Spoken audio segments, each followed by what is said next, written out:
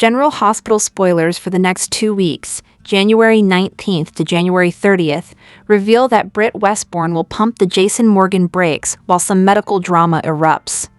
Willow Kane will also face another problem while Sonny Corinthos plays games with Ava Jerome as part of his Jen Sidwell plot. During the week of January 19th to 23rd, Anna Devane will deal with more Caesar Faison gaslighting horror while Sonny promises Michael Corinthos he won't let him go back to prison. However, Michael will worry about ADA Justine Turner coming after him now that Willow Kane has been found not guilty. Of course, Willow will remain beyond relieved since she actually got away with shooting Drew Kane, who'll bicker with Alexis Davis about their terms and get fierce by threatening Nina Reeves. It'll be interesting to see if Drew actually stands by his Scout Quartermain deal or forces Alexis to get Willow's children back as another demand. Over with Britt, she'll plan another date with Jason, but WSB director Ross Cullum may have other ideas. After Cullum tosses some new orders around, Britt will feel cornered. We'll see Britt start pushing Jason away, so Cullum may warn her to cut ties and focus on her work. However, Jason will deal with some suspicions and voice concerns for Britt when she starts pushing him away. Back with Michael, he'll have a run-in with Chase. Things will get tense, so Brooke Lynn may be forced to play peacemaker. At GH, it looks like Lucas Jones and Elizabeth Baldwin will struggle to save a mysterious patient before horrible news is delivered in the aftermath. Will that patient be Valentine Cassadine after Sidwell targets him or another surprising character instead? While Trina Robinson seeks Ava Jerome's advice, Kai Taylor will receive some guidance from Nina Reeves. Plus, Tracy Quartermain will have an offer for Jason to mull over, so this may be another path to getting the Quartermain heirlooms back. As for Emma Scorpio Drake, she'll push Nathan West for help, so this may involve her fight to figure out where Anna truly is. Next, Sonny will resort to some manipulation when it comes to Ava, so he'll presumably try to stir up some Ava, Sidwell, and Lucy Coe love triangle drama. The week of January 26th to 30th may bring the start of some new challenges for Cody Bell and Molly Lansing Davis. Molly and Cody got on the same page about their relationship status, but her book will somehow make some waves for them eventually. Britt will continue to put some walls back up with Jason, but a blizzard is brewing that'll be a game changer. Getting stuck with Jason could lead to Britt surrendering to some passionate temptation. Finally, Willow could grow anxious about the possibility of Drew having total recall about the night of the shooting. That's a concern that could linger in the back of Willow's mind as she prepares for another court date regarding her kids. General Hospital spoilers say the next 2 weeks will bring some twists and turns, so stay tuned for updates on all the excitement. General Hospital spoilers hint that a mystery patient's medical crisis is on the way. Lucas Jones and Elizabeth Baldwin will react to an emergency, so let's talk about what's coming up in Port Charles. In the January 20th episode, Liz and Lucas will indeed leap into action. There may be a surprise patient who's found and brought into GH in need of urgent medical attention. The situation will obviously be pretty serious from the sound of things. Although Lucas will apparently take the lead with a big assist from Liz, it may not be enough to save this person's life. On January 21st, Lucas will have to break some crushing news. It's never an easy part of the job, but Lucas will have to deliver some heartbreaking updates, presumably to someone who cares about this mystery patient. In that same episode, Laura Collins will be rattled. It's possible that'll tie in with this storyline depending on who this mysterious character is and who'll get the difficult info. Valentine Cassadine might be a mystery patient option if he makes another trip to Spoon Island and gets snatched by Jen Sidwell. Sidwell has already been talking about Valentine's talents and how he could be useful on Caesar Faison's final project. Sidwell also knows Valentine was on his property recently and will be keeping a closer eye on things from now on. Valentine may walk straight into Sidwell's trap and find himself caught up in a shocking situation. Britt Westbourne's demise was faked before she got roped into the project, so maybe Valentine's demise could be faked too. There were some fatal Valentine hints in the 2026 preview spoilers, so that's worth keeping in mind. Lucas may break it to Charlotte that her dad didn't make it and devastate her in the process. Of course, another character could turn out to be this mystery patient instead. There's no guarantee it'll be Valentine who suffers whatever illness or injury might be involved in all this. However, for those worried it might be Anna Devane, it looks like her storyline will head in a different direction involving Emma Scorpio Drake, Max Scorpio, and Felicia Scorpio soon enough. General Hospital spoilers say some medical drama will play out involving Lucas, Liz, and a mystery man or woman in the meantime, so stay tuned. Here's your General Hospital spoilers sneak peek at some of the action that will take place in Port Charles the week of January 19th to 23rd, 2026. Be sure to tune in to ABC each weekday to see how it all plays out. The verdict in Willow's trial creates shockwaves. Sonny makes a cryptic offer. Anna is horrified. Drew issues a warning to Nina. Dante is conflicted. Tuesday, January 20th. Elizabeth and Lucas rush to action. Britt asks Jason on a date. Trina confides in Ava. Cullum issues new orders. Michael and Chase have a tense encounter. Wednesday, January 21st. Laura is alarmed. Tracy makes Jason an offer. Nina advises Kai. Brennan briefs. Jocelyn Lucas delivers devastating news. Thursday, January 22nd. Britt is backed into a corner. Jason is suspicious. Emma turns to Nathan for help. Brooklyn and Chase discuss their future. Lucas and Marco are surprised Sonny manipulates Ava. Jason voices his concern for Britt Jordan brokers. An introduction. Joss turns to an unlikely source for help. General Hospital spoilers hint that Jack Brennan may save Jocelyn Jax's life after a dirty director Ross Cullum discovery. Will Brennan prove he's truly one of the good guys, and perhaps change Carly Spencer's opinion of him? When Carly realized Brennan recruited Jocelyn and dragged her daughter into WSB danger, she was furious. Brennan became a villain in Carly's mind, so she teamed up with Valentin Cassata for payback. However, GH writers may be trying to shift the narrative a bit when it comes to Brennan. Fans are still seeing moments of Brennan's softer side and confessions to Carly that prove he truly loves her, no matter what mistakes he's made. It's true that Brennan tends to put his WSB work above all else, but he obviously cares deeply for Carly. Brennan cares about Jocelyn too, since he just stonewalled Cullum about his Spoon Island assets to protect her. Now that Cullum is in the mix, he's the real baddie in this whole situation, not Brennan. Cullum is a villainous character along with Jen Sidwell and will have to face a downfall at some point. Meanwhile, Brennan may be getting a writing shift that'll make him more of a hero in Carly's eyes. Once Brennan realizes Cullum is dirty, he may put his own life on the line to keep Jocelyn out of harm's way. It's easy to imagine some scenario where Brennan takes a bullet for Jocelyn or sacrifices himself in some other way. Brennan may get a heroic moment that'll prove to Carly that he's got a good heart and is the same man she fell hard for.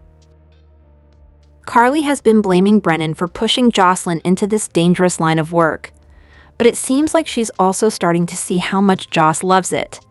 Jocelyn is a grown woman with a mind of her own, so she made the choice to head down this WSB road. In the end, Carly may forgive Brennan's role in recruiting Jocelyn and just focus on his life-saving efforts once he gets Jocelyn out of a tight spot.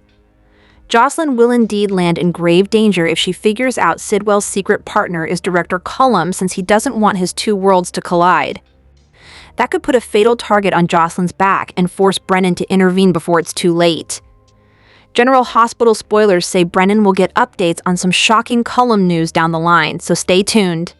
On General Hospital, Gio and Emma have become arguably the most popular new couple on the show. Fans have followed along and cheered them on as they experienced a slow build for more than a year. They spent a year growing closer as friends and helping each other through big problems before sharing their first kiss. This week, they took the next step in their relationship, making love for the first time. It happened spontaneously after Gio showed up to Anna's apartment to see her. Emma continued to be worried about Anna's absence as she takes care of the apartment by herself, and Gio comforted her. Eventually, with help from the classic soap opera trope of a faulty furnace turning the room into a tropical sauna, they decided to share their own heat. The whole sequence warmed the hearts of General Hospital fans who love the pairing Gemma. From Gio sweetly and gently asking consent beforehand, to the aftermath, when the couple discussed their hopes and dreams while sharing new ideas for their college plans, General Hospital fans were thrilled that they took the next step. On X, the user at CryingCriz commented, "Gio asking Emma's consent was a very important moment. I'm so happy the writers included it." Melissa Rab1 loves the couple's friendship and chemistry, saying, "I thought it was super cute was when Emma said she thought they were just going to be friends, best friends, and Gio said, 'I'm your best friend? Like we're besties?'" They have such a natural comedic rapport as well as being adorable, just a touch of hot. Irish Girls 59581 hopes that the children of several legacy families can build their own lasting history. Emma and Gio have the potential to be a long-lasting couple. Brayden and Giovanni have natural chemistry. Laws Back in Town loved that the focus was on romance. I absolutely adore these two. This is one of the best romantic love scenes I have seen on the show ever. You can just feel love from both of them. Thank you for giving us such a real, genuine scene. Robin's 03 twin known 91957 made a parallel with Emma's mother Robin, saying, "Emma and Gio have the sweetness and tenderness of Robin and Stone. Emma and Gio are special." Fans also loved that Gio was giving Emma advice, a turnaround from his drama-filled life as he struggles to handle his relationship with his birth parents Brooklyn and Dante. She was by his side when he played a violin again at Christmas time. Some fans love that Emma now wants to be a veterinarian and take care of animals that way. On X, Soap Spoilers said, "Emma's going to become a vet. Adorable, they're just so cute." Of course, with any General Hospital couple, there are bound to be problems. The most immediate one is that Emma's grandmother is being held captive in Windermere and is being used in Faison's mysterious last project. Neither Emma nor anyone else in Anna's circle knows this yet. In fact, some fans loved how Gio was worried that Anna was going to return home and catch them in bed.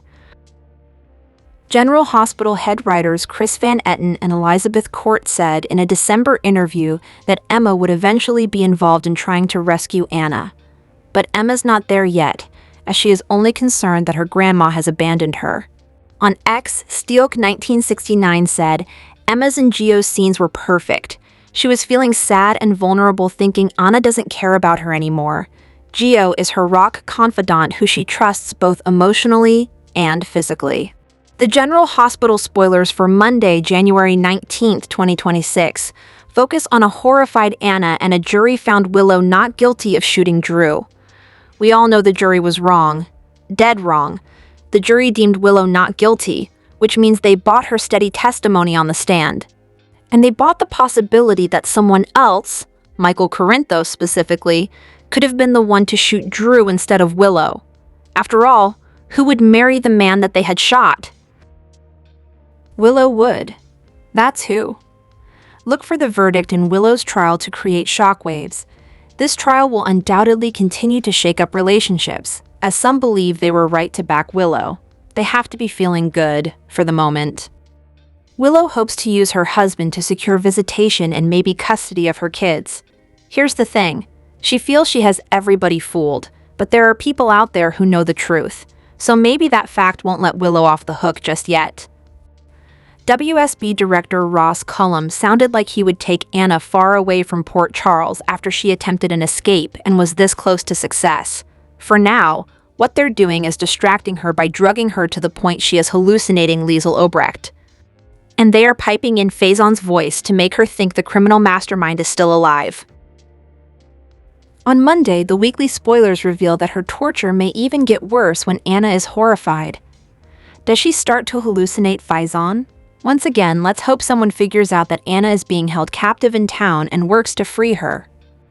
The January 16th spoiler suggested that Nina issued a warning to Drew, and she did. She told him that if Willow were found guilty, she would shove Alexis aside in favor of her own lawyers, who would handle the appeal. Guess what happens on Monday? Drew issues a warning to Nina. He's sitting pretty right now, thinking that everything he did, including his unhinged testimony, was right, because Willow is free like he originally intended. This warning he issues to Nina may be about staying out of his and Willow's business because he always knows what she needs. Additionally, on Monday, Sonny makes a cryptic offer. Meanwhile, his son is all up in his feelings. Dante is a mess over how he has handled the Willow Kane case, and now she's free. And it leaves him wondering if he did have a one-track mind and an unconscious urge to protect Michael. As acting commissioner, he must also decide whether or not to pursue a case against Michael. After all, Willow was acquitted. That leaves no justice for Drew. Plus, there's the matter of a suspended Chase, who undermined the police investigation by going rogue with his own investigation and criticizing his boss's actions on the witness stand. The teasers hint at Dante being conflicted. Will he work through those conflicts to determine the next steps for the PCPD? General Hospital's Alexis was horrified to realize that her client, Willow, was in fact guilty of shooting Drew. We're not sure why. Everyone in Port Charles is a criminal, including Alexis, all of her relatives, her baby daddies, and her children. She asked Diane how she could possibly defend someone who'd actually done what they were accused of. Luckily, Diane reminded Alexis of what a defense attorney's job is. But to us, Alexis's dilemma felt very familiar, though she didn't quite go in the same direction as the last ABC legal eagle. Up until the moment when she gave her closing argument to the jury, we were afraid Alexis would go in the same direction as Nora on One Life to Live, who, upon coming to the conclusion that Todd and his cronies, whom she was defending on charges of gang rape, did indeed commit the crime, gave a summation which incriminated her clients. Nora should have lost her law license for that, but Smith won a Daytime Emmy for Outstanding Lead Actress. In the book, Super Soap Scenes, a time capsule of daytime drama's greatest moments, the late OLTL head writer Michael Malone recalled his first breakout hit story. It was one of the first stories I'd told on One Life to Live. In it, Marty was a spoiled, rich, needy, and recklessly self-destructive young woman with a veneer of cynicism over a troubled core. When Andrew Carpenter, the young minister, rejected Marty's sexual advances, she retaliated by spreading the lie that he was sleeping with a teenaged boy named Billy Douglas. Marty's lies almost destroyed the minister, divided his church, and troubled the town. Josh Griffith and I named the story The Accusation. The accusation led to the next story, one of the most challenging and controversial we did during my tenure on the show. Remembering the story, people call it Marty's Rape or Marty and Todd. It was a graphic, honest, intensely emotional, extensively researched portrayal of the too often unreported crime of college rape, in this case, a gang rape by 3 fraternity men. The victim was Marty, a fellow student who already knew them, who had previously had sex with one of them, and who was intoxicated at the time of the rape. The message of the story was that none of these circumstances mitigate against the fact that rape is rape and rape is a major crime. The story has had a strong effect both on its creators and on its audience. The rape was instigated by Todd Manning, a character who had first arrived in story notes as frat boy number 1. Just like Marty, Todd was spoiled, rich, needy, and recklessly self-destructive, with a veneer of cynicism over a troubled core. Like her, Todd was a liar. But Marty was known to have lied about Andrew Carpenter and Billy Douglas. So when she cried rape, no one believed her, including Nora Gannon, the attorney who was defending the accused rapists because she believed them to be innocent. Susan Haskell, Roger Howarth, and Hilary Smith went on to win Emmys for their searing performances in this story. The writers were honored with an Emmy, but our Emmy belongs to the whole company. The community of serial drama is another pleasure of the genre to me. It takes a village of artists to create a soap opera. It's a daily collaboration among actors, designers, technicians, directors like Jill Mitwell, who so powerfully envisioned the rape episode, producers like Linda Gottlieb, who fought so hard for the integrity of the story. It is also a collaboration with the audience. Soap opera viewers care passionately about story, and they don't hesitate to let you know what they think. The moment the WSB director walked onto the screen on General Hospital, the balance shifted. Ross Cullum didn't arrive barking orders or twirling any metaphorical mustaches. He arrived already in charge. First, it became clear he outranks Sidwell. Then we learned Jack answers to him too. By the time Cullum coolly pegged Anna as a problem that needed handling, the point was made. The show didn't just introduce a new villain, it revealed a system. This changes the danger for everyone still breathing in Port Charles. Sidwell has always played like a man convinced he's the sharpest blade in the room. Watching him argue upward punctured that illusion fast. When Cullum shut him down, Sidwell didn't escalate. He complied. That tracks when you recall at the Five Poppies, a mysterious hymn was referenced as being in charge. The show didn't retcon Sidwell into incompetence. It reframed him as a villainous middle management. Ruthless, yes. Powerful, sure. But ultimately expendable. That's a smarter move than topping him with a louder monster. What makes it unsettling is the scale. You don't defeat a machine by arresting one operator. You don't scare it by bleeding on the floor. You just prove you're inconvenient. Cullum doesn't need theatrics. Authority does the work for him. When he dismisses Anna as a distraction, it's not personal. That's worse because it means she's a variable, not a target with emotional weight. Hawkes plays Cullum with restraint that reads as confidence rather than mystery. This is someone used to rooms going quiet when he speaks. He doesn't rush or explain. He expects compliance, and he usually gets it. That's why this reveal works. It widens the conspiracy without clutter. Suddenly, Sidwell isn't the story, he's evidence.